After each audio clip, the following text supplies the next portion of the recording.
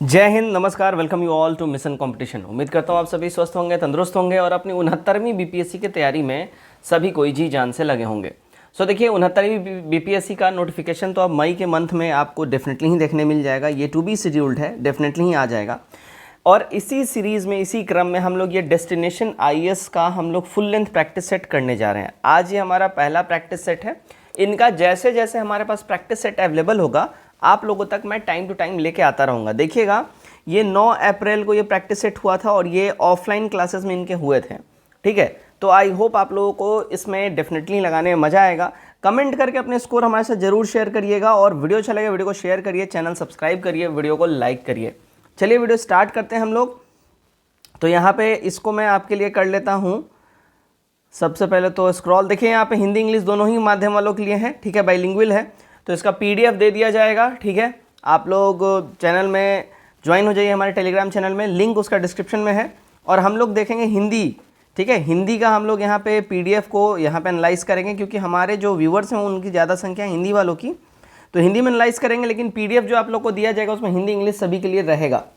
चलिए, तो पहला सवाल हमारा यहाँ ये है कि हाल ही में केंद्र सरकार ने किस मंत्री के द्वारा नई विदेश व्यापार नीति जारी की है। नई विदेश व्यापार नीति किसके द्वारा ये जारी किया गया है, ये पूछा जा रहा है।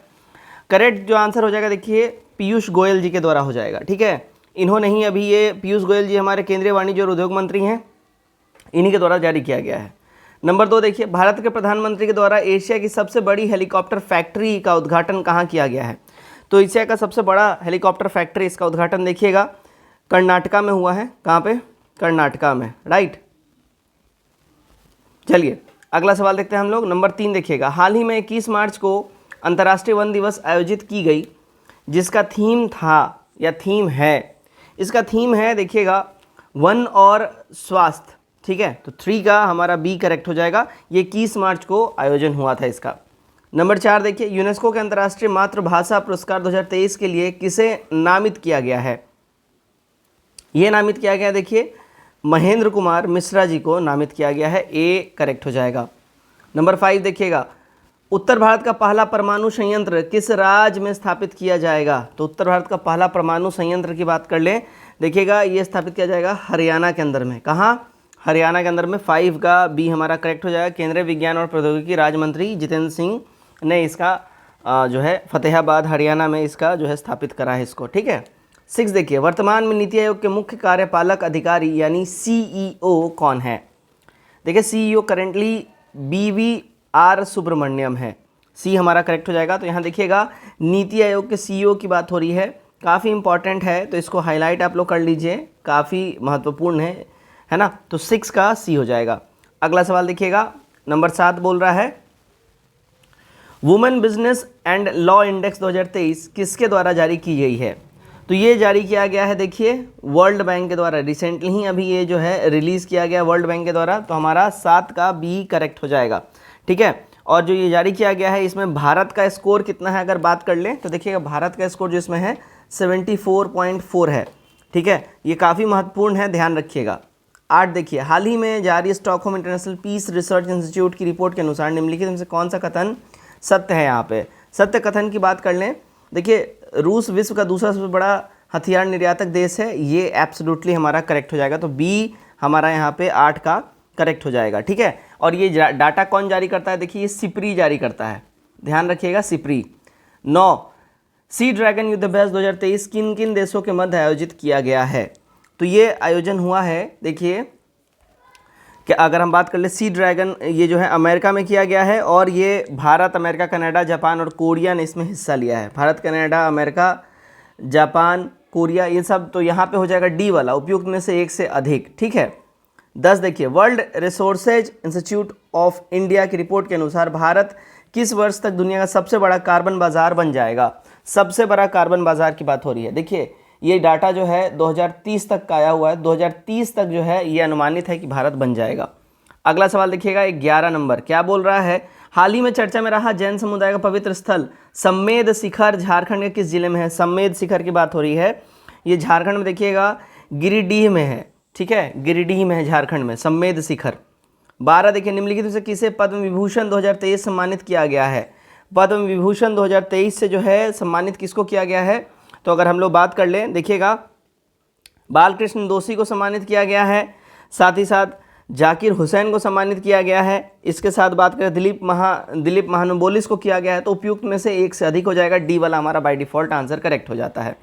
13 देखिएगा यहाँ पे 83वें अखिल भारतीय पीठासीन अधिकारी सम्मेलन का आयोजन कहाँ किया गया? इसका आयोजन कहाँ पे हुआ है भाई? तो देखिएगा इसका हुआ है जयपुर के अंदर में, सी हमारा करेक्ट हो जाएगा। 14 हाल ही में केंद्र ने किस राज्य में तराई हाथी रिजर्व को मंजूरी दी है? तराई हाथी रिजर्व, इसकी मंजूरी मिली है देखिए यूपी के लिए, ठीक है, उत्तर प्रदेश में। 15 राजस्थान में चलाए गए शुद्ध के लिए युद्ध अभियान का संबंध किससे है? तो इसका संबंध है खाने में मिलावट के लिए, जो खाना में बहुत ज़्यादा मिलावट हो रहा है उसके लिए ये अभियान चलाया गया है। 16 भारतीय गायिका लता मंगेशकर जी का 93वां जयंती पर किसने लता ए लाइफ इन म्यूजिक शीर्षक से उनकी जीवनी को प्रकाशित करने की घोषणा करी है? तो ये घोषणा किया है पेंगुइन रैंडम हाउस इंडिया ने, भी करेक्ट हो जाएगा। 17 देखिएगा हाल ही में किस राज्य में अंतर्राष्ट्रीय शिल्प शिखर सम्मेलन का उद्घाटन किया गया है? तो इसका उद्घाटन किया गया है कहाँ पे? देखिए उड़ीसा के अंदर में, राइट, बी करेक्ट हो जाएगा। 18 देखिए संस्थागत श्रेणी में उड़ीसा राज्य आपदा प्रबंधन प्राधिकरण और किसे सुभाष चंद्र बोस आपदा प्रबंधन पुरस्कार 2023 के लिए चुना गया है? तो इसको चुना गया है, अगर हम बात कर ले किसको, तो लुंगलेई फायर स्टेशन को, सी एब्सोल्युटली करेक्ट हो जाएगा हमारा। 19 देखिएगा जी निम्नलिखित में से किस राज्य ने वर्ष 2025 तक पहला ग्रीन राज्य बनाने का लक्ष्य रखा है? पहला ग्रीन राज्य बनाने का लक्ष्य देखिएगा किसने रखा है? हिमाचल प्रदेश ने ये लक्ष्य रखा है, ए करेक्ट होगा। 20 नंबर हाल ही में कौन से देश ने विश्व के पहले फोटोनिक आधारित क्वांटम कंप्यूटर के व्यवसायीकरण की घोषणा करी है? ये घोषणा कनाडा ने करी है, सी करेक्ट हो जाएगा। ठीक है, अब 21 पे हम लोग आते हैं। National e governance services limited के साथ मिलकर किस बैंक ने हाल ही में इलेक्ट्रॉनिक बैंक की गारंटी योजना शुरू करी है? ये योजना शुरू किया है देखिए इंडियन ओवरसीज बैंक ने, ठीक है, IOC जिसको हम लोग बोलते हैं। 22 देखिए हाल ही में ग्रेटर नोएडा के इंडिया एक्सपो मार्ट में आयोजित दुनिया की सबसे बड़ी एकल विद्युत प्रदर्शनी इलेक्रामा के 15वें संस्करण का उद्घाटन किसने किया था? ठीक है, तो इसका उद्घाटन किया था अगर हम बात कर लें, देखिए RK सिंह ने करा था। 22 का बी करेक्ट हो जाएगा। 23 देखते हैं हम लोग केंद्रीय सड़क परिवहन और राजमार्ग मंत्री नितिन गडकरी ने किस शहर में दुनिया में सबसे बड़े और अनोखे दिव्यांग पार्क की आधारशिला रखी? तो ये दिव्यांग पार्क की आधारशिला जो है देखिए नागपुर में रखा गया है, ठीक है, ध्यान रखिएगा इसका। आगे बढ़ते हैं हम लोग। 24 हाल ही में Modi shopping a global order in flux पुस्तक का विमोचन किसके द्वारा किया गया है? इस पुस्तक का विमोचन की अगर हम बात कर लें किसके द्वारा किया गया है, तो देखिएगा करेक्ट हमारा आंसर हो जाएगा JP नड्डा के द्वारा। ठीक है, तो भाजपा के और BJP के जो है ये प्रमुख हैं, ध्यान रखिएगा। 25 किस राज्य का उच्च न्यायालय क्षेत्रीय भाषा में निर्णय प्रकाशित करने वाला पहला न्यायालय बन गया है? तो ये न्यायालय है हमारा केरल का, सी करेक्ट होगा। 26 देखिएगा क्या बोल रहा है, हाल ही में आयोजित 111वें बिहार दिवस की थीम रखी गई थी। तो इसकी थीम रखी गई थी अगर हम बात कर लें, देखिए 111वें बिहार दिवस मनाया गया जिसमें थीम था युवा शक्ति बिहार की प्रगति। ठीक है, युवा शक्ति बिहार की प्रगति इसका थीम था, यहाँ पे मैं लिख देता हूँ। ठीक है, युवा शक्ति बिहार की प्रगति, राइट। तो ये थीम था, तो हमारा क्या हो जाएगा, ऑप्शन नंबर ई हो जाएगा, इनमें से कोई भी नहीं, 26 का ई हो जाएगा। 27 देखिएगा राज्य का पहला सरकारी शॉपिंग मॉल कहाँ स्थापित किया जाएगा? तो राज्य का पहला सरकारी शॉपिंग मॉल जो है ये पटना में आयोजित स्थापित होने जा रहा है। 28 हाल ही में चतुर्थ कृषि रोड मैप के लिए कृषि समागम का आयोजन कब किया गया? तो इसका आयोजन जो है देखिए 21 फरवरी के दिन करा गया है, सी करेक्ट होगा। 29 हाल ही में गुप्तकालीन देवी देवताओं की मूर्ति के मिलने से चर्चा में रहा मुरली पहाड़ी स्थित है कहाँ पे? तो मुरली पहाड़ी जो है देखिए भाई ये भागलपुर में है। कहाँ है? भागलपुर में मुरली पहाड़ी, सी करेक्ट होगा। 30 बिहार में प्रयाग हिंदी साहित्य सम्मेलन के 75वें अधिवेशन का आयोजन कब किया जाएगा? इसके 75वें अधिवेशन का आयोजन जो है ध्यान रखिएगा ये किया जाएगा 2024 में, ए करेक्ट हो जाएगा। सॉरी, चलिए 31 देखते हैं हम लोग। देखिएगा भारतीय संविधान में वर्णित मूल कर्तव्य के संदर्भ में निम्नलिखित कथनों पर विचार कीजिए। तो इन निम्नलिखित में विचार कर ले अगर, तो देखिएगा क्या बोल रहा है, ये केवल नागरिकों को प्राप्त है, ठीक है ना, मूल कर्तव्य की बात हो रही है, फंडामेंटल ड्यूटीज़, ठीक है। और दूसरा यहाँ क्या बोल रहा है, ये नीति निषेधक तत्वों के समान गैर न्यायोचित है। हमारा करेक्ट जो हो जाएगा सी वाला होता है, पहला और दूसरा स्टेटमेंट एकदम सही है, ठीक है ना। इसका मूल संविधान के भाग 4 में उपबंध किया गया नहीं, 4A में ये एग्जिस्ट करता है, 51A आर्टिकल में एग्जिस्ट करता है, तो इसको ध्यान रखिएगा। 32 देखिए, निम्नलिखित में से किसका अध्यक्ष प्रधानमंत्री होता है। तो प्रधानमंत्री साहब जो हैं, ध्यान रखिएगा, अगर हम बात कर लेते हैं, राष्ट्रीय एकता परिषद के अध्यक्ष होते हैं, नीति आयोग के होते हैं, वैज्ञानिक और औद्योगिक अनुसंधान परिषद के होते हैं। सी करेक्ट हमारा हो जाएगा। 33 देखिएगा, अंतर्राष्ट्रीय संधियों को भारत के किसी भी भाग में लागू करने के लिए संसद कानून बना सकती है। तो संसद जो है कानून बना सकती है, देखिए बिना किसी राज्य की सहमति से ये बना सकती है। सी करेक्ट होगा। 34, पंचायती राज व्यवस्था का मूल उद्देश्य क्या सुनिश्चित करना है। पंचायती राज व्यवस्था का जो है मेन एम वो क्या सुनिश्चित करना है। तो अगर हम बात कर ले, देखिए ठीक है, तो सबसे पहले देखिए 73वां और 74वां संविधान संशोधन हुआ था, जिसके द्वारा ग्राम और नगर स्तर पर पंचायती राज व्यवस्था लागू करना था, ठीक है। ग्राम और नगर स्तर पर इसको लागू करने इसका मेन एम था। उसके बाद देखिए भारत में पंचायती राज व्यवस्था क्रियान्वयन का मुख्य उद्देश्य लोकतांत्रिक विकेंद्रीकरण तथा विकासात्मक कार्यों में जन भागीदारी थी, ठीक है। ओके, तो हमारा डी हो जाएगा 1 से अधिक। 35 देखिएगा, मैथिली को संविधान की 8वीं अनुसूची में कब शामिल किया गया। तो मैथिली को 8वीं अनुसूची में ऐड किया गया था साल 2013 में, ठीक है। आगे हम लोग बढ़ते हैं, चलिए भाई। नंबर 36 देखिए, नगर पालिका का सदस्य बनने की न्यूनतम उम्र सीमा कितनी है। देखिएगा, नगर पालिका की अध्यक्ष बनने की न्यूनतम उम्र सीमा होती है 21 ईयर्स। ऑप्शन में है ये नहीं है, तो ई हो जाएगा। 37, 11वीं अनुसूची में शामिल विषय कौन सा है। इसमें है भैया, देखिए अगर हम बात करें 11वीं अनुसूची में टोटल 29 सब्जेक्ट्स इसमें ऐड हैं, ठीक है। इसका वर्णन जो है आर्टिकल 243 जी के तहत आता है। तो हमारा यहाँ पे हो जाएगा पुस्तकालय, गैर पारस्परिक ऊर्जा, ईंधन एवं चारा, तो हमारा डी हो जाएगा, ठीक है। 38 देखिएगा, भारतीय संविधान मान्यता देता है। तो भारतीय संविधान जो अपना मान्यता देता है धार्मिक और भाषाई अल्पसंख्यकों को, बी करेक्ट हो जाएगा। 39, मुंडेश्वरी पहाड़ी बिहार के किस जिले में है। मुंडेश्वरी पहाड़ी का एक बार फिर से जिक्र आ रहा है, ध्यान रखिएगा भैया। मुंडेश्वरी पहाड़ी जो है कहाँ पे है, कैमूर में है, ठीक है। ई हो जाएगा, कहाँ है, कैमूर, ध्यान रखिएगा। ये बहुत बार पूछ चुका है, इसलिए इसको यहाँ पे हाईलाइट करके रख लीजिए। आगे बढ़ते हैं भैया, चलिए देखिएगा 40 नंबर क्या बोल रहा है, सतत जीविकोपार्जन मिशन योजना को कब प्रारंभ किया गया। इसको देखिएगा 5 अगस्त 2018 से जो है इसको प्रारंभ किया गया है, बी करेक्ट होगा। 41 देखिए, आर्थिक सर्वेक्षण 2022-23 के अनुसार बिहार में प्रति व्यक्ति बिजली की खपत कितनी है। तो प्रति व्यक्ति बिजली की खपत की बात कर लें, है ना, बिहार में ध्यान रखिएगा 329 किलोवाट आवर हो जाएगा, ए करेक्ट होगा। 42, बिहार में गणितीय मॉडलिंग केंद्र कितने स्थान पर बन रहा है, ठीक है। तो ये बन रहा है लगभग देखिएगा 5 स्थानों पे, बी करेक्ट हो जाएगा। 43, बिहार के उत्तरी क्षेत्र को कितने नदी दोआब में विभाजित किया गया है।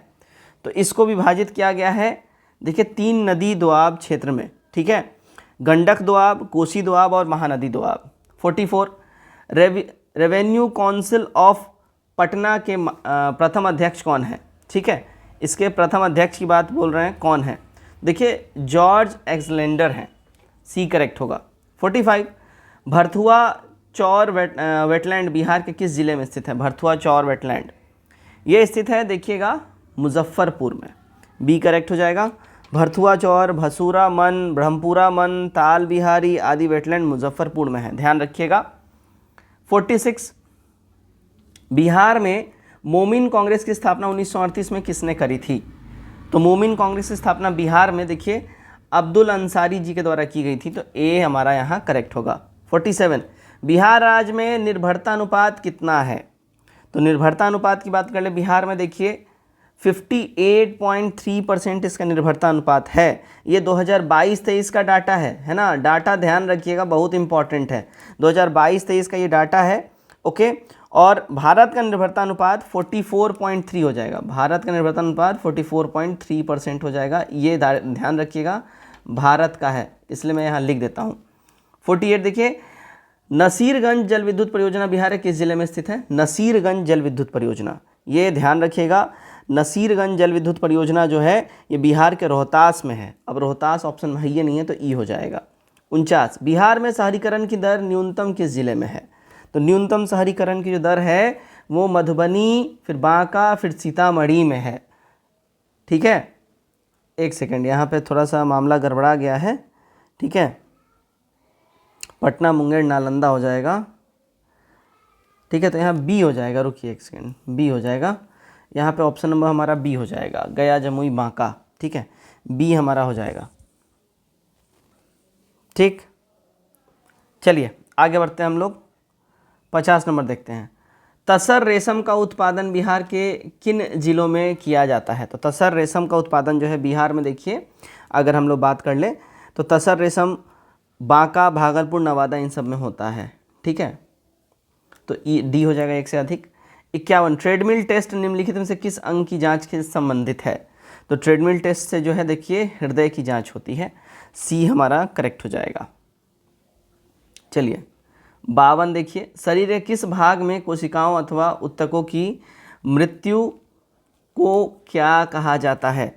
तो इसकी मृत्यु को जो है ध्यान रखिए क्या कहा जाता है? नेक्रोसिस कहा जाता है। 53, रक्त में एंटीबॉडी एवं एंटीजन के अध्ययन को क्या कहा जाता है? तो एंटीबॉडी और एंटीजन के अध्ययन को देखिए हम लोग क्या बोलते हैं रक्त में? तो उसको हम लोग बोलते हैं भैया सीरोलॉजी। ठीक है, सीरोलॉजी हम लोग उसको बोलते हैं। ऑप्शन में है ये नहीं है, ई हो जाएगा। आगे बढ़िए 54 नंबर देखिए, निम्नलिखित में किस रोग का कारक प्रोटोजोआ है? तो प्रोटोजोआ की बात कर ले भैया, किस रोग का कारक है? तो ये कालाजार का हो जाएगा। 55, क्रोमोसोम किससे बना होता है?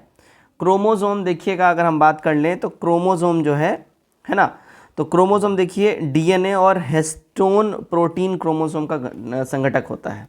ठीक है, डी हो जाएगा, एक से अधिक। 56, एक्स बायोलॉजी किसके अध्ययन से संबंधित होगी? एक्स बायोलॉजी किसके अध्ययन से संबंधित होगी? ये संबंधित होगी देखिए अन्य ग्रहों और अंतरिक्ष में जीवन के अध्ययन से, ए करेक्ट हो जाएगा। 57, निम्नलिखित में से कौन अंडे और दूध दोनों देता है? अंडे और दूध यहाँ पे ध्यान रखिएगा अगर हम बात कर लें प्लेटिप्स और एकिडाना दोनों ही देते हैं। ठीक है, तो हमारा डी करेक्ट हो जाएगा। 58, कारों में सुरक्षा के लिए उपयोग किए जाने वाले एयर बैग क्या होते हैं? तो ये जो एयर बैग होते हैं ना, ये सोडियम अजाइड होते हैं, सी हमारा करेक्ट हो जाएगा। ठीक है, चलिए 59 देखिएगा क्या बोल रहा है? वह विटामिन जो हार्मोन की तरह कार्य करता है और कैल्शियम का अवशोषण बढ़ाता है, तो भैया वो विटामिन जो है विटामिन डी होता है, बी करेक्ट हो जाएगा। 60, निम्नलिखित में से किसको जंतुओं और पादपों के बीच योजक कड़ी माना जाता है? जंतुओं और पादपों के बीच जो है योजक कड़ी की बात कर लें तो देखिए युगलीना को जो है ना जंतुओं और पादपों के बीच में योजक कड़ी माना जाता है। 61, किस विषाणु में उत्परिवर्तन किस कारण होता है? किसी विषाणु में उत्परिवर्तन किस वजह से होता है? ये होता है देखिए इसके अनुवांशिक द्रव्य में परिवर्तन की वजह से, ए करेक्ट होगा। 62 देखिएगा क्या बोल रहा है? वृक्षों के छाल पर उगने वाले कवक क्या कहलाते हैं? तो वृक्षों के छाल पे जो कवक उगते हैं उसको कार्टिकोलस हम लोग कहते हैं, ए करेक्ट हो जाएगा। ठीक है, 63 देखिएगा।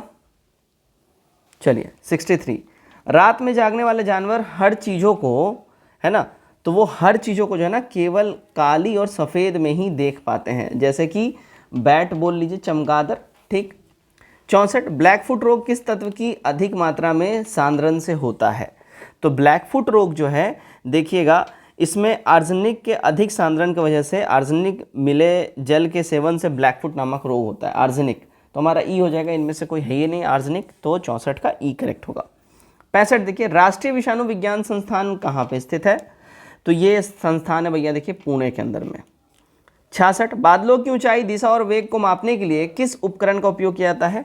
तो बादलों की दिशा ऊंचाई को मापने के लिए देखिए नेफ्रोस्कोप का जो है यूज़ किया जाता है, और नेफ्रोलॉजी बादलों के अध्ययन को बोलते हैं। 67, चंद्रमा के प्रकाश को पृथ्वी तक पहुंचने में कितना समय लगता है? तो चंद्रमा में प्रकाश को पृथ्वी तक पहुंचने में 1.3 सेकेंड लगता है, और 8 मिनट 16 सेकेंड सूर्य के प्रकाश को पहुंचने में लगता है, ध्यान रखिएगा। 68, निम्नलिखित में से खनिज फाइबर कौन सा है?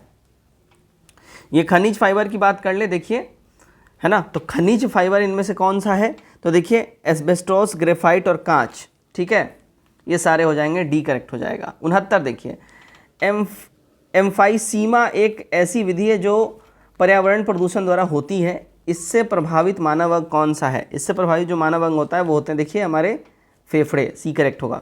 70 निम्नलिखित में से कौन इलेक्ट्रोलाइटिक सेल के बारे में सही है? तो इलेक्ट्रोलाइटिक सेल के बारे में अगर हम बात कर ले, सही है, यह विद्युत ऊर्जा को रासायनिक ऊर्जा में बदल देता है, तो सी करेक्ट होगा। 71 यूरेनियम अपनी रेडियो सक्रियता गुण के कारण अत्यंत किसमें स्थायी रूप से बदल जाता है? तो ये बदल जाता है भाई, देखिए यूरेनियम अपनी सक्रियता गुण के कारण अंततः सीसे में चेंज हो जाता है, सीसा में, ई करेक्ट हो जाएगा, सीसा इसमें है ये नहीं है, ठीक है। चलिए आगे बढ़ते हैं। 72 पक्षियों को बहुत ऊंचाई पर उड़ते समय सांस की परेशानी क्यों नहीं होती है? तो पक्षियों को ऐसा इसलिए नहीं होता है क्योंकि उनमें अतिरिक्त वायु कोश होते हैं। 73 विज्ञान की कौन सी शाखा रंगों के अध्ययन से संबंधित है? देखिए रंगों के अध्ययन से विज्ञान की जो शाखा है उसको हम लोग बोलते हैं क्रोमैटिक्स, ठीक है, क्रोमैटिक्स उसको हम लोग बोलते हैं, क्या बोलते हैं? क्रोमैटिक्स। ऑप्शन में है ये नहीं है, ई मार लीजिए, हम यहाँ पे लिख देते हैं, ठीक है, क्रोमैटिक्स, ठीक है, इसको बोलते हैं हम लोग कलर के अध्ययन को। 74 MOM इसरो द्वारा लॉन्च किया गया एक मिशन है जिसका पूर्ण रूप है, तो इसका पूर्ण रूप है मार्स ऑर्बिटर मिशन। इसके ऊपर मूवी भी आई हुई है, आप लोगों ने पढ़ा होगा, ठीक है। चलिए 74 निम्नलिखित में से कौन सी अदिश राशि है? इनमें अदिश राशि की बात कर लें, ठीक है, तो देखिए विद्युत धारा, दाब, ताप, ये अदिश राशि हो जाएगा। 76 थर्मस फ्लक्स का आविष्कार किसने किया था? थर्मस फ्लक्स का आविष्कार जो है ये देखिए जेम्स डेवर जी के द्वारा किया गया था, बी करेक्ट होगा। 77 मोम क्या है? ठीक है, व्हाट इज वैक्स? तो मोम की बात कर ले, देखिए ये एक एस्टर है, ओके, मोम क्या है? एस्टर है। 78 पृथ्वी पर अधिकांश ऑक्सीजन उत्पादित होती है, तो पृथ्वी पर जो जितनी ऑक्सीजन उत्पादित होती है वो देखिए शैवालों के द्वारा अधिकांश ऑक्सीजन उत्पादित होती है, ठीक है। 79 राष्ट्रीय हैजा एवं आंत रोग संस्थान कहाँ है? तो ये संस्थान है भैया देखिए कोलकाता के अंदर में, बी करेक्ट हो जाएगा। 80 हिंग किससे प्राप्त होते हैं? हिंग जो मसाले में जो खाने में हम लोग डालते हैं वो किससे प्राप्त होता है? तो हिंग देखिए ये जड़ों के रिसाव से प्राप्त होता है हिंग, है ना। 81 निम्नलिखित में कौन सा स्थान भारत का ग्रीनविच कहा जाता है? तो भारत का ग्रीनविच ध्यान रखिएगा किसको कहा जाता है? उज्जैन को कहा जाता है। 81 का बी करेक्ट हो जाएगा। खगोल शास्त्रियों के अनुसार उज्जैन की भौगोलिक स्थिति और विशिष्ट है, काफ़ी ज़्यादा इंपॉर्टेंट है। 4वीं शताब्दी के अंदर में ना खगोलीय ग्रंथ सूर्य सिद्धांत के अनुसार उज्जैन जो भौगोलिक रूप से काफ़ी सटीक स्थान पर है, जहाँ देशांतर और कर्क रेखा प्रतिच्छेद एक दूसरे को करते हैं, इसी कारण इसे पृथ्वी की नाभि माना जाता है, ठीक है। और भारत को ग्रीनविच, और इसे भारत का ग्रीनविच कहा जाता है, ठीक है। तो ध्यान रखिएगा उज्जैन काफ़ी इंपॉर्टेंट है और पृथ्वी की नाभि इसको कहा जाता है, ये भी ध्यान रखिएगा, आगे पूछ सकता है। 82 ग्रेट सैंड्री रेगिस्तान किस देश में स्थित है? ठीक है, ग्रेट सैंड्री रेगिस्तान ये स्थित है भैया देखिए ऑस्ट्रेलिया में। 83 निम्नलिखित शहरों में से किसे भारत के मशरूम सिटी के नाम से जाना जाता है? तो भारत का मशरूम सिटी ये देखिए सोलन है, सी करेक्ट होगा। 84 प्रस्तावित मेकेदातु बांध परियोजना का निर्माण किस नदी पर किया जाता है? मेकेदातु बांध परियोजना देखिए ये होगा कावेरी रिवर के ऊपर में, ठीक है, तो हमारा हो जाएगा ए करेक्ट। आगे देखिए 85 दिए गए शहरों में किस एक में रेत के पहाड़ जिन्हें रेत के टीले कहा जाता है पाए जाते हैं? देखिए रेत के टीले जो है ना ये आपको कहाँ पाए जाएंगे? हमेशा रेगिस्तानी इलाके में, तो अबू धाबी करेक्ट हो जाएगा। 86 पहाड़ों पर पानी का मुख्य स्रोत क्या होता है? तो पहाड़ों पर पानी देखिए अगर हम बात कर लें तो पहाड़ों पे पानी जो है ना मुख्य स्रोत चश्मा होता है। अब चश्मा हम लोग जो पहनते हैं वो नहीं होता है, चश्मे अक्सर ऐसे क्षेत्र में बनते हैं जहाँ दरार और कटाव हो, जिनमें बारिश, नदियाँ और झीलों का पानी प्रवेश करके उसमें ठहर जाती हैं। समझ गए हैं चश्मा कौन सा है? हम लोग जो पहनते हैं वो वाला चश्मा नहीं समझ लीजिएगा। चलिए 87 नंबर हम लोग देखते हैं क्या बोल रहा है। माउंट एवरेस्ट की नई मानक ऊंचाई होगी, तो माउंट एवरेस्ट की नई मानक ऊंचाई होगी 8,888.86 मीटर, ठीक है, नई मानक ऊंचाई है, वीवीआई है, इसको आप लोग नोट डाउन कर लीजिए, ठीक। आगे देखिए निम्नलिखित से कौन से देश अदन की खाड़ी से लगे हुए हैं? अदन की खाड़ी से कौन से देश लगे हैं? तो देखिए अगर हम बात कर ले, ठीक है ना, तो देखिए अदन की खाड़ी सोमालिया, यमन, जुबीती तीनों मिले हुए हैं, ठीक है। सारे के सारे डी करेक्ट हो जाएगा। 89 गुजरात का आलिया बेट द्वीप किस नदी से घिरा हुआ है? तो गुजरात का आलिया बेट द्वीप जो है ये अगर हम बात कर लेना तो देखिए नर्मदा नदी से घिरा हुआ है ये, तो 89 का हमारा ए करेक्ट हो जाएगा। ठीक है, चलिए 90 देखिएगा क्या बोल रहा है, 90 नंबर।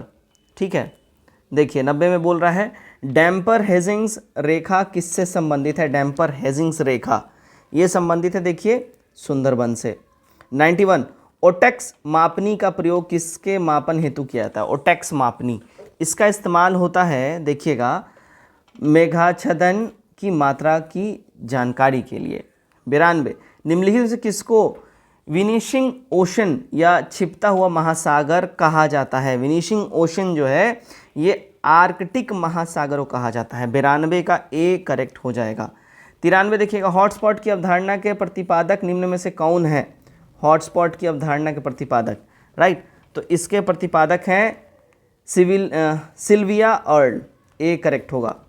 94 देखिए वायुमंडल में आर्गन गैस की मात्रा लगभग कितनी प्रतिशत है? तो वायुमंडल में आर्गन गैस की जो मात्रा है वो देखिए 0.93% आर्गन गैस की मात्रा वायुमंडल में हमारे एग्जिस्ट करती है, सी करेक्ट होगा। 95 निम्नलिखित में से उस देश के नाम का चयन कीजिए जिसका शाब्दिक अर्थ ईमानदार पुरुष की भूमि है। काफ़ी इम्पॉर्टेंट सवाल है, इसको आप लोग हाईलाइट कर लीजिए, बेहतरीन सवाल है ये। ठीक है, 95 का जो सही हमारा आंसर हो जाएगा वो हो जाएगा बुर्किना फासो। बुर्किना फासो का शाब्दिक अर्थ होता है ईमानदार पुरुषों की भूमि। 96 मौर्य वंश के संदर्भ में निम्नलिखित तथ्यों पर विचार करना है आपको। तो मौर्य वंश के संदर्भ में देखिएगा क्या बोल रहा है, इस वंश का संस्थापक चंद्रगुप्त मौर्य था, करेक्ट बात है। मुद्रा राक्षस में मौर्य वंश का वर्णन किया गया है, ठीक है। मौर्य वंश के समय पश्चिमोत्तर भारत सेल्यूकस के अधीन था, ठीक है, तीनों हो जाएगा, सी करेक्ट हो जाएगा 96 का, एब्सोल्युटली। 97 देखिएगा सम्राट अशोक के कलिंग युद्ध के संदर्भ में कौन सा कथन गलत है? इनके संदर्भ में गलत कथन जो है देखिएगा क्या बोल रहा है, इस युद्ध का वर्णन 11वें शिलालेख में किया गया है, गलत है ना। कलिंग युद्ध का वर्णन 13वें शिलालेख में किया गया है, ध्यान रखिएगा। 98 निम्नलिखित नगरों में से किस एक नगर का संबंध महावीर से नहीं है? महावीर से किसका संबंध नहीं है? तो लुम्बिनी का नहीं है। 98 का बी करेक्ट हो जाएगा। कपिल वस्तु के निकट की तराई में अवस्थित है लुम्बिनी, इसका महात्मा बुद्ध का जन्म स्थान माना जाता है, ठीक है, महावीर नहीं। 99 देखिएगा क्या बोल रहा है, निम्नलिखित में से किसका प्रधान गौल्मिक कहलाता था? तो प्रधान गौल्मिक जो है ये देखिए ग्रामीण क्षेत्र कहा जाता है। 99 का सी करेक्ट हो जाएगा, ठीक। 100 निम्नलिखित में से किस बौद्ध साहित्य में महात्मा बुद्ध के नैतिक एवं सिद्धांत संबंधी प्रवचन संकलित हैं? तो ये प्रवचन आपको कहाँ मिलेंगे? देखिए सुत्त पीटक में मिलेंगे भैया, डी करेक्ट हो जाएगा। आगे बढ़ते हैं, नंबर 101, क्वेश्चन नंबर 101। सल्तनत कालीन किस शासक ने राजस्व के संबंध में कहा था कि एक अनुग्रही राजा सदा ईश्वर के संरक्षण के छत्र से रक्षित होना चाहिए? ये कहा गया था देखिए किसके द्वारा? बलबन के द्वारा। 101 का ए करेक्ट हो जाएगा। 102 देखिए निम्नलिखित में से किसने विजयनगर के सचिवालय का वर्णन किया है? विजयनगर का सचिवालय, इसका वर्णन देखिए अब्दुल रज्जाक ने करा है अपने किताब के अंदर में, ठीक है। चलिए 103 देखिएगा, मनसबदारी प्रथा से संबंधित सत्य कथन को बताना है। मनसबदारी प्रथा, तो इससे संबंधित सत्य कथन जो है देखिएगा, है ना, क्या बोला है? मनसब फारसी भाषा का शब्द है जिसका अर्थ है पद। यह मंगोलों द्वारा दशमलव पद्धति पर आधारित थी। गुप्तकालीन में इस व्यवस्था का प्रारंभ अकबर ने किया था, तो हमारा डी करेक्ट हो जाएगा, ठीक है। मुगल काल में, मैंने गुप्त काल बोल दिया, मुगल काल में, ठीक है। 103 का डी हो जाएगा। उपयुक्त सभी कथन जो है यहाँ पे हमारे सही हैं, ठीक है। चलिए 104 देखिएगा, सूची 1 को सूची 2 से यहाँ पे सुमेलित करना है, नीचे दिए कूट का सही उत्तर चयन करना है ना। तो देखिए तारीख़ हिंद अलबरूनी हो जाएगा, ठीक है। उसके बाद देखिएगा तारीख़ दिल्ली खुसरो हो जाएगा, ठीक। रहला जो है रहला इब्न बतूता का हो जाएगा, और ध्यान रखिएगा तबकात नासरी मिनाजुस सिराज हो जाएगा। 104 का सही हो जाता है बी वाला, ठीक है। 104 का सही मिलान अपना क्या हो जाएगा? बी हो जाएगा। 105 देखिए, राजा राम मोहन रॉय निम्नलिखित के आलोचक थे। किसके आलोचक थे? देखिए ये आलोचक थे भैया, अगर हम बात कर लें तो राजा राम मोहन रॉय भारतीय पुनर्जागरण के इनको जनक कहा जाता था, और ये मूर्ति पूजा और बहुवाद के आलोचक थे, ठीक है। डी हो जाएगा एक से अधिक। 106 रैयत संघ की स्थापना किसने करी थी? रैयत संघ है ना, इसकी स्थापना करी थी एनजी रंगा जी ने, सी करेक्ट होगा। 107 रामधारी आंदोलन किसके द्वारा प्रारंभ किया गया था? रामधारी आंदोलन ये स्टार्ट किया गया था, अगर हम बात कर ले, बाबा राम सिंह के द्वारा। 107 का सी करेक्ट हो जाएगा, ठीक है। चलिए 108 देखिएगा, 1857 के विद्रोह को सभ्यता और बर्बरता के बीच संघर्ष किसने कहा है? तो ये संघर्ष किसने कहा है भाई? देखिए ये टी.आर. होम्स ने कहा है, बी करेक्ट होगा। 109 देखते हैं हम लोग, 109 चलिए 109 राजकीय कोष को मुर्शिदाबाद से कलकत्ता किसने स्थानांतरित किया था? राजकीय कोष को तो मुर्शिदाबाद से कलकत्ता जो है, देखिएगा अगर हम बात कर लें, ये रॉबर्ट क्लाइव ने ट्रांसफ़र करा था, ठीक है। 109 का हमारा बी करेक्ट हो जाएगा। वॉरेन हेस्टिंग्स के समय अगर हम बात कर लें, ठीक है, वॉरेन हेस्टिंग्स समय राजकोषीय कोषागार कलकत्ता स्थानांतरित किया गया था, ठीक है। एक सेकंड, यहाँ पे रॉबर्ट क्लाइव मैंने कर दिया है, गलत हो जाएगा, माफ़ी चाहूँगा मैं, वॉरेन हेस्टिंग्स हो जाएगा। 109 का सी हमारा करेक्ट हो जाएगा, वॉरेन हेस्टिंग्स। 110 देखिए नील विद्रोह के संबंध में कौन सा कथन सही नहीं है? तो इसमें देखिएगा अगर हम बात कर लें, देखिए विक्रम चंद्र चटर्जी ने अपनी पुस्तक नील दर्पण में इसका वर्णन किया है, ये गड़बड़ बात है, ठीक है। नील विद्रोह जो है 1860 में ही हुआ था, बंगाल और नील मानिकों के ऊपर में ये सब कुछ बताया गया है, ठीक है। दीनबंधु मित्र ने इसके अपने बुक नील दर्पण में संदर्भित किया है। 111 द्वितीय गोलमेज में व्यवसायियों का प्रतिनिधित्व किसने किया था? व्यवसायियों का प्रतिनिधित्व जो है, देखिए अगर हम लोग बात कर लें किसने किया था, तो ये बिरला ने करा था, बी करेक्ट हो जाएगा। 112 रॉलेट एक्ट 1919 पर विचार करें और असत्य कथन को चुनना है। असत्य कथन देखिएगा इसमें क्या बोल रहा है, हंटर आयोग की सिफारिश पर उसे लागू किया गया, ये वाला गड़बड़ है असत्य कथन। 112 का सिडनी कमेटी की सिफारिश पर रॉलेट एक्ट लागू किया गया था, ठीक है, ध्यान रखिएगा। 113 पानीपत की तृतीय युद्ध में मराठा सेना का नेतृत्व करता कौन था? इसका नेतृत्व करता था सदाशिव राव, सी करेक्ट होगा। 114 देखिएगा भारत में सबसे अंत में जाने वाली यूरोपीय शक्ति कौन सी थी, जो सबसे आखिरी में गई? सबसे आखिरी में जाने वाली यूरोपीय शक्ति जो है, देखिए वो पुर्तगाली थे, ये हो जाएगा, यहाँ ऑप्शन में है, ये नहीं है, ठीक है, तो यहाँ पे लिख लीजिए सबसे आखिरी में कौन गया था, तो पुर्तगाली सब गए थे, ठीक है ना, पुर्तगाली सब सबसे आखिरी में गए थे, सबसे पहले आए भी थे, सबसे आखिरी में गए भी। चलिए 115 बिहार प्रांतीय किसान सभा के संस्थापक कौन थे? तो बिहार प्रांतीय किसान सभा संस्थापक सहजानंद सरस्वती जी थे, बी करेक्ट होगा। 116 भारतीय परिषद अधिनियम 1892 के बारे में निम्न में से सत्य कथन चुने। इसमें सत्य कथन की बात कर लें, है ना, तो देखिएगा भारतीय परिषद अधिनियम 1892 प्रमुख जो प्रावधान थे वो थे सदस्यों को बजट पर बहस का अधिकार था, ठीक है, ओके। उसके बाद दूसरा क्या बोल रहा है, सत्य कथन यहाँ पे चुनना है ना, तो यहाँ दूसरा उसके बाद क्या बोल रहा है, 6 दिन पूर्व सूचना देकर प्रश्न पूछने का अधिकार था। समिति एवं अप्रत्यक्ष निर्वाचन प्रारंभ, सीमित और अप्रत्यक्ष निर्वाचन इसमें स्टार्ट हो गया था। तो 16 का यहाँ पे डी हो जाएगा, एक से अधिक, ठीक है, ठीक है। चलिए 117 लाल किला मुकदमा में अभियुक्तों की सजा को माफ़ करने वाला वायसराय का क्या नाम था? तो इस वायसराय का नाम था लॉर्ड वेवेल, बी करेक्ट हो जाएगा। 118 देखिए यूक्लिड के रेखा गणित के तत्वों का संस्कृत में अनुवाद किसने कराया? तो इसका संस्कृत में अनुवाद की बात कर ले भाई, देखिए तो सुवाई जयसिंह ने, है ना, सुवाई जयसिंह ने यूक्लिड के संस्कृत में अनुवाद करवाया था। सवाई जयसिंह, सवाई जयसिंह जिनके नाम से स्टेडियम भी है जयपुर में, है ना, आई होप आप लोगों को याद होगा, अभी IPL चल रहा है तो आप लोग तो जान रहे होंगे, याद होना चाहिए।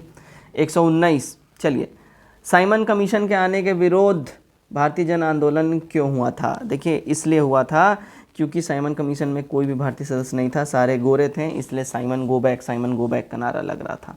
120 देखिएगा क्या है 120 में, तो देखिए मुंडा विद्रोह रिलेटेड है 1899 से, ठीक है। चुआड़ विद्रोह 1768 से, चटगांव शस्त्रागार ये 1930 और नौसेना विद्रोह 46, डी वाला करेक्ट कूट बैठ जाता है। 121 देखिए सदस्यों के लिए खादी वस्त्र को अनिवार्य कांग्रेस के किस अधिवेशन में किया गया? तो खादी वस्त्र को अनिवार्य जो है 42वां अधिवेशन हुआ था कांग्रेस का, 1926 में कहाँ हुआ था? गुवाहाटी में हुआ था, वहीं पे इसको कंपलसरी किया गया था। ठीक है जी, 1926 के अंदर में। ठीक है, चलिए इसकी अध्यक्षता कौन किए थे? तो एम श्रीनिवास अयंगर किए थे। यहाँ पे अध्यक्षता भी लिख लीजिए, एम श्रीनिवास, ठीक है, अयंगर। ठीक। 122, मैंने रोटी मांगी थी परंतु मुझे उत्तर में पत्थर मिले, गांधी का ये कथन किससे संबंधित है? गांधी का ये स्टेटमेंट है सविनय अवज्ञा आंदोलन से रिलेटेड, सी करेक्ट हो जाएगा। 123 देखिएगा क्या बोल रहा है, 1774 में उच्च न्यायालय की स्थापना के समय गवर्नर जनरल कौन था? उस समय गवर्नर जनरल था वॉरेन हेस्टिंग। यहाँ टाइपिंग मिस्टेक है, ध्यान रखिएगा, वॉरेन हेस्टिंग, सी करेक्ट हो जाएगा। ठीक है, 1712 में बंगाल में द्वैध शासन आ गया था।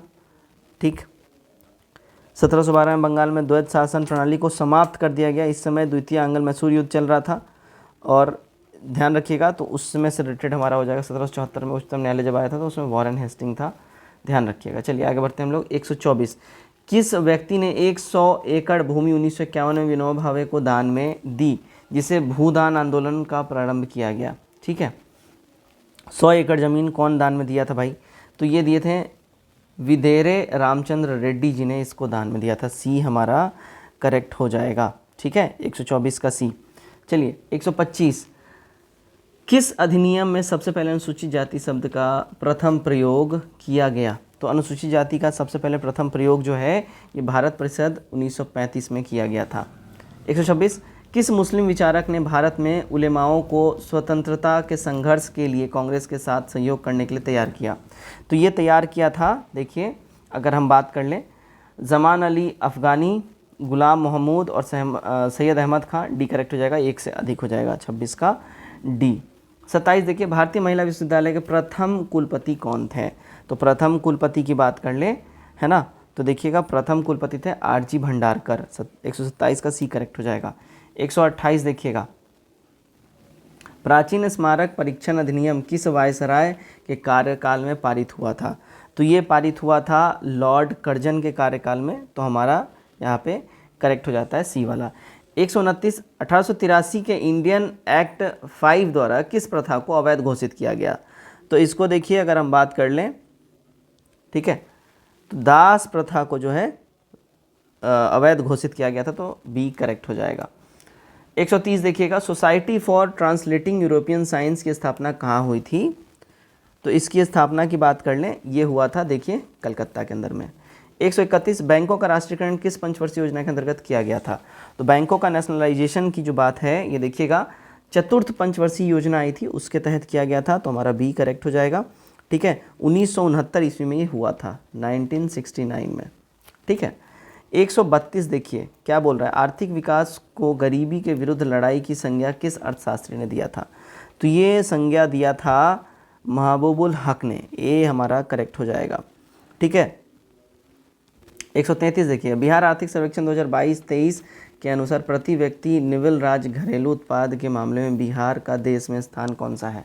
तो बिहार का जो है देश में अगर हम स्थान की बात कर लें 133 का, ठीक है, तो वो स्थान है निम्नतम। 134, हाल ही में चर्चा में रहा पंप एंड डंप घोटाला निम्नलिखित में से किससे संबंधित है? पंप एंड डंप घोटाला जो है ये देखिए शेयर मार्केट से रिलेटेड है, पंप एंड डंप, ये ध्यान रखिएगा, काफ़ी इंपॉर्टेंट है। ठीक है, चलिए, पॉजिटिव पे सिस्टम किसके द्वारा विकसित किया गया है? पॉजिटिव पे सिस्टम, ठीक है, ये किसके द्वारा डेवलप किया गया है? तो भारतीय राष्ट्रीय भुगतान निगम के द्वारा इसको डेवलप किया गया है, सी करेक्ट होगा। 136, बिहार आर्थिक सर्वेक्षण 2023 के अनुसार जीएसडीपी में द्वितीय क्षेत्र का योगदान कितना प्रतिशत है? इसमें द्वितीय क्षेत्र का योगदान जो है ना देखिएगा 18.1% का है। 137, बिहार आर्थिक सर्वेक्षण 2022-23 के अनुसार रो ऐप का शुभारंभ किसके द्वारा किया गया? रो ऐप, इसका शुभारंभ जो है ये देखिए दूरसंचार मंत्रालय के द्वारा किया गया है। 138, क्षेत्रीय ग्रामीण बैंकों में राज्य सरकार का योगदान कितनी प्रतिशत होता है? इसमें राज्य सरकार का योगदान जो है अगर हम बात कर लें, केंद्र सरकार इसमें 50% होता है, राज्य सरकार 15% होता है। ठीक है, ध्यान रखिएगा, राज्य सरकार जो है इसमें 15% होता है और प्रवर्ती बैंक 35% होता है, तो हमारा ई हो जाएगा, है ये नहीं है इसमें कोई। 139, भारत में पहली बार बजट किसके द्वारा पेश किया गया था? भारत में तो सबसे पहली बार भारत में बजट जो है पेश किया गया था, देखिए जेम्स विल्सन के द्वारा, सी करेक्ट होगा। अब यहाँ से कुछ मैथ्स के सवाल स्टार्ट हो जाएंगे 141 से, तो आप लोग उसका स्क्रीनशॉट लेके जरूर आंसर सॉल्व कीजिएगा। राष्ट्रीय कृषि सहकारी विपणन संघ की स्थापना किस पंचवर्षीय योजना के दौरान हुआ? इसकी स्थापना हुआ था द्वितीय पंचवर्षीय योजना के दौरान। 141 देखिए, किसी घड़ी में 2:20 पर कितनी डिग्री का कोण वो बनाएगा? तो वो जो कोण बनाएगा वो होगा 740 डिग्री का। ठीक है। 142 देखिएगा, ये समीकरण है, इसको हल करना है। इसका करेक्ट आंसर हो जाएगा ए 27। ये रीजनिंग का सवाल 143, यदि किसी कोड में गोन को 1LPB लिखा जाता है तो उसी कोड में CRIB को क्या लिखा जाएगा? उसमें CRIB को जो है देखिए, अगर हम बात कर लें तो उसमें लिखे CRI, तो यहाँ पे लिखेगा EOKY लिखा जाएगा। हाँ, 44 देखिए, यदि एक पार्टी में प्रत्येक व्यक्ति सभी उपस्थित व्यक्तियों से हाथ मिलाते हैं, यदि कुल हैंडशेक 66 हुए हैं तो पार्टी में कितने व्यक्ति हैं? 66 हैंडशेक का मतलब 12 व्यक्ति हो जाएंगे। चलिए, 145 का ये समीकरण दिया है, इसको सॉल्व करना है, -34 हो जाएगा इसका। 146 से रीजनिंग का सवाल है, इसको देखिएगा। तो 146 का जो करेक्ट आंसर हो जाएगा ये 74 हो जाएगा। क्वेश्चन मार्क के स्थान पे क्या आएगा ये बताना है। 147 देखिएगा, हॉकी खेलने के लिए 19 लड़के हैं, उनमें से 11 हॉकी का कमीज पहने हुए हैं, 14 हॉकी का पैंट पहने हुए हैं। एक भी लड़का ऐसा नहीं है जिसने कमीज या पैंट ना पहनी हो। पूरी वर्दी पहने लड़कों की संख्या क्या होगी? तो इसमें पूरी वर्दी पहने लड़कों की संख्या हो जाएगी 6। 148, किसी आयत का परिमाप 50 मीटर है, यदि इसकी लंबाई चौड़ाई से 13 मीटर अधिक है तो उसका क्षेत्रफल कितना होगा? उसका क्षेत्रफल की हम बात कर लें तो उसका क्षेत्रफल हो जाएगा 114 मीटर। ठीक है। चलिए यहाँ पे, हाँ चलिए, विषम संख्या को यहाँ पे पहचानना है। विषम संख्या इसमें से क्या है? तो विषम संख्या देखिए 49 हो जाएगा हमारा विषम संख्या। 150, आशा और लता की वर्तमान आयु 5:6 है, यदि उनकी आयु में 6 साल का अंतर है तो 5 वर्ष बाद लता की आयु क्या होगी? तो 5 वर्ष बाद जो है लता की आयु की बात कर लें 41 वर्ष हो जाएगी। तो फ्रेंड्स, ये था हमारा सेट नंबर 1। उम्मीद करता हूँ आपने इसमें मैक्सिमम स्कोर किया होगा। कमेंट करके अपने स्कोर जरूर शेयर करिए। और कट ऑफ जो है इसमें ध्यान रखिएगा, कट ऑफ रखा गया था 90+। उम्मीद करता हूँ आपने इसमें जरूर से जरूर इतना स्कोर किया होगा। तो कमेंट करके अपना स्कोर शेयर करिए। वीडियो चले वीडियो को शेयर करिए, चैनल सब्सक्राइब करिए। धन्यवाद।